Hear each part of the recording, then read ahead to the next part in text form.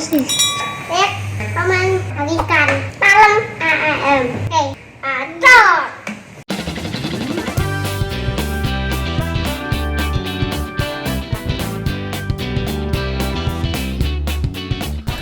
Oke, assalamualaikum warahmatullahi wabarakatuh. Masih bersama channel Alfa Prosenmat. Cukup melihat dan mendengar jadi pengalaman. Alhamdulillah, di kesempatan hari ini Mas Ayer masih bisa berkesempatan untuk berbagi ilmu kepada teman-teman subscriber FM di mana saja berada, maupun para pendatang baru yang baru mengenal dengan channel Alfa Prosenmat kali ini. Saya doakan untuk teman-teman semuanya yang lagi menonton konten saya ini, mudah-mudahan Allah selalu memberikan aman, selamat, lancar, dan barokah. Yang lagi sakit karena kondisi pancaroba saat ini, banyak yang kurang sehat, ya saya doakan mudah-mudahan secepat mungkin Allah memberikan kesehatan, kesembuhan seperti sedia kala. Dan yang lagi belum dapat pekerjaan, semoga Allah mempertemukan secepat mungkin pekerjaan yang barokah.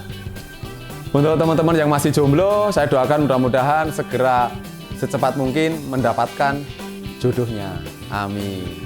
Oke, kali ini AFM ingin berbagi ilmu tentang pengalaman Mas Ayer pribadi dan menjalani dengan proses kehidupan bisnis ini, yaitu menjelaskan tentang hak dan kewajibannya seorang bos atau pengusaha maupun karyawan. Ingin tahu apa itu? Yang pertama yaitu sebuah perusahaan membutuhkan seorang karyawan. Berarti yang dianggap mampu siapa? Yang dianggap mampu berarti kan karyawannya. Berarti karyawannya pinter lah, katakanlah seperti itu. Setelah itu karyawan tersebut menjalankan tanggung jawabnya sesuai dengan SOP perusahaan itu. Setelah itu dia mendapatkan gaji atau bahwasannya sebuah perusahaan tadi memberikan haknya karyawan tersebut, yaitu gaji, berarti kan impas. Seorang karyawan bekerja, dapat gaji, namanya impas. Berarti mindset dari nomor satu ini adalah seorang karyawan cuma sekedar hidup di sebuah perusahaan, namanya numpang hidup di perusahaan itu. Dan yang kedua, bila karyawan membutuhkan sebuah perusahaan, berarti yang dianggap penting di kategori yang nomor 2 ini adalah perusahaannya. Berarti karyawan tadi atau dikategorikan agen atau tim atau karyawan, dia bisa dikatakan standar dalam kemampuannya. Karena dalam perusahaan tadi menuntut harus menjalankan SOP dalam perusahaan tersebut. Sampai-sampai ada target, ya kan? Ada sebuah tanggung jawab yang harus dikerjakan. Sampai-sampai karyawan tersebut juga memaksakan diri. Sehingga dia juga terpaksa. Mau tidak mau harus belajar menghadapinya. Tuntutan dari sebuah perusahaan dan perusahaan itu tidak pernah membantunya. Cuma menuntut. Sekedar menuntut. Lah, disitulah mulai pemikiran seorang karyawan tersebut harus diubah, menjadikan dia harus bekerja keras, mengejar sebuah target tersebut. Kalau dia bisa sesuai dengan SOP atau target-target tertentu dari perusahaan, otomatis perusahaan tersebut tadi baru memberikan imbalan atau gaji tersebut.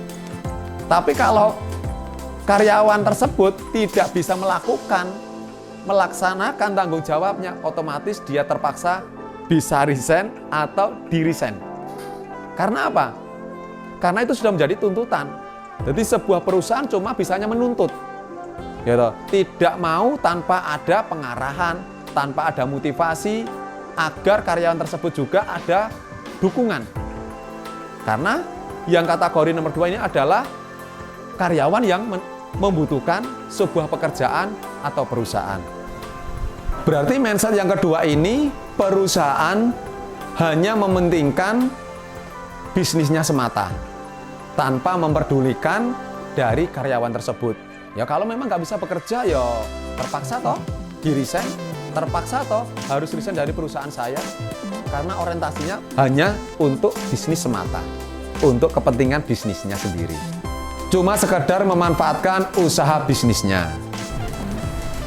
Yang nomor 3, yaitu sebuah perusahaan membutuhkan karyawan. Berarti yang dianggap mampu, seperti yang nomor 1 tadi adalah karyawannya.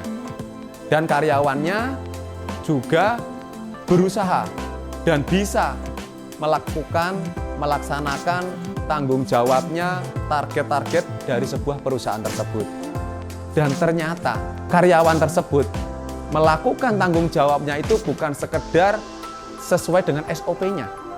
Artinya dengan tanggung jawabnya aja. Tapi dia bekerja dengan hati nuraninya. Menganggap perusahaan ini adalah miliknya. Perusahaan ini adalah rumahnya. Karena karyawan tersebut menyadari bahwasanya dia bisa hidup ini, mohon maaf bisa makan ini lantaran dari perusahaan ini. Dia bisa memberi nafkah keluarganya, saudaranya, orang tuanya, karena lantaran bekerja di perusahaan tersebut. Sehingga apa? Karyawan tersebut berharap agar dia bisa juga memajukan, bukan sekedar dia cuma bekerja sesuai dengan SOP-nya, tapi dia memberikan hati tadi, memberikan hati, pikirannya, bagaimana cara perusahaan yang saya kelola ini bisa berkembang, bisa maju, bisa sukses bersama saya. Lah, bagi sebuah perusahaan tadi, bila menjumpai tim yang seperti itu, karyawan seperti itu, jangan sampai hilang. Jangan sampai dia pergi dari perusahaan tersebut. Walaupun sebenarnya kewajiban atau haknya sudah diberikan, yaitu sebuah gaji. Tapi imbalannya apa? Dia ingin menghidup-hidupkan sebuah perusahaan tadi. Karena mereka mempunyai mindset. Dia nggak sekedar ingin hidup, numpang hidup di perusahaan tersebut. Tapi dia ingin menghidup-hidupkan perusahaan tersebut. Ini sangat luar biasa. Untuk para bos, para pengusaha yang mempunyai tim seperti itu, sangat-sangat luar biasa. Jangan sampai karyawan tersebut pergi. Jangan sampai karyawan tersebut meninggalkan perusahaan kita. Karena tim, karyawan adalah aset bagi sebuah perusahaan. Jagalah. Dan yang keempat, yaitu karyawan membutuhkan sebuah perusahaan. Berarti yang dianggap mampu adalah perusahaannya. Karena seorang karyawan ini apa adanya. Dia merasa nggak mampu, dia mendaftarkan diri, melamar, bekerja di sebuah perusahaan. Setelah dia bekerja di sebuah perusahaan, dia berusaha menjalankan SOP-nya, tanggung jawabnya, walaupun belum semaksimal mungkin. Tapi ternyata apa?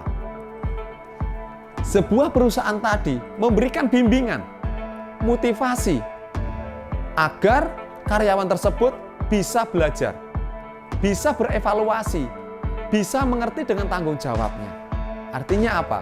Berarti dia tidak sekedar mendapatkan gaji di perusahaan tersebut, dia juga mendapatkan ilmu. Dia juga mendapatkan wawasan, tambah pengalaman, ya kan?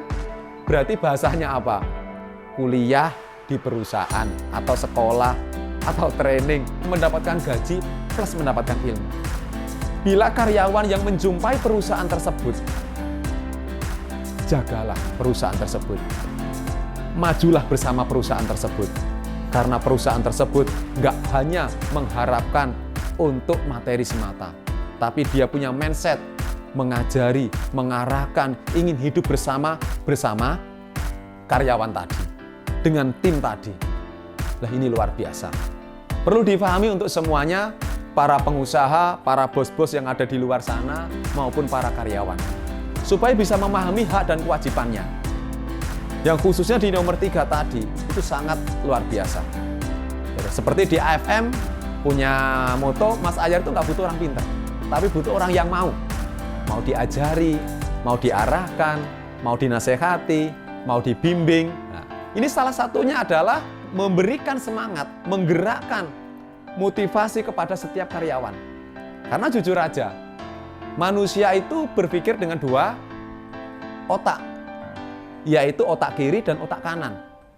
Ciri-ciri orang itu kalau menggunakan otak kiri, berarti dia itu melakukan suatu perintah, pekerjaan secara monoton. Oh, Mas tolong dikerjakan 1, 2, dikerjakan 1, 2. Mas, tolong kerjakan 3-4, dikerjakan 3-4, monoton. Tapi kalau dia menggunakan otak kanan, ya kan? Berarti dia diperintah 1-2, dia bisa berinovasi, berkreasi untuk lebih baik lagi, lebih cepat lagi, lebih mudah lagi. Nah, disinilah ya, Mas Ahyar, ya, AFM bersama dengan para subscriber di mana saja berada perlu difahami. Pentingnya kita bisa saling bekerja sama, ya kan? Saling mengerti, saling membantu. Apapun posisi kalian, entah seorang owner, seorang bos, seorang pemimpin perusahaan, pengusaha, entrepreneur kan, ataupun seorang karyawan. Supaya bisa memahami, kita saling membutuhkan. Jagalah dirimu, jualah nama baikmu. Maka apapun yang kamu bawa secara otomatis akan mengikutinya, ya kan? Kalau kita itu baik, kalau kita itu bisa membawa diri, itu akan membawa sebuah keberkahan, kebarokahan buat kita dan sekeliling kita. Contoh, Mas Ahyar itu baik, gitu. Otomatis yang di sekelilingnya Mas Ahyar, yang ada di lingkungannya, keluarganya, daerahnya akan terangkat ikut baik. Tapi kalau Mas Ahyar ini orangnya jelek, tidak baik, otomatis lingkungannya, keluarganya, orang di sekitarnya juga itu akan kena imbasnya jelek juga. Maka dari itu perlu diketahui, emang semua orang itu punya kekurangan dan punya kelebihan masing-masing.